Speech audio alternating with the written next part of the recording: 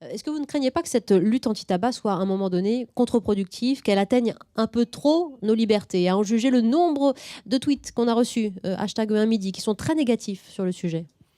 Oui, c'est possible. Ça n'empêche que nous avons la fin d'une enquête faite par Harris Interactive, qui va être publiée dans le courant de la semaine prochaine, qui précise que 60%, donc 6 Français sur 10, sont contre l'utilisation de la cigarette électronique dans les lieux dits publics. Les lieux où la cigarette tout court est déjà interdite en Tout à vertu de fait. la loi Evin.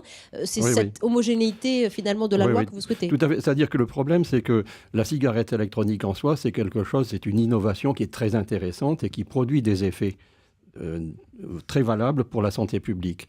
Mais il ne faut pas la détourner de son objectif premier, qui est celui de sevrage tabagique, donc d'aide au sevrage tabagique, et veiller à ce que ce ne soit pas une passerelle vers l'entrée dans le tabac, ni une passerelle pour l'industrie du tabac pour revaloriser son image de marque. Or, il se trouve que dans l'état actuel de la débandade totale dans laquelle on se trouve, on va dans ce sens. Donc, il est bien que la ministre puisse se prononcer à nouveau, parce D'accord. que je vous rappelle qu'il y a un an, elle avait dit rigoureusement la même chose.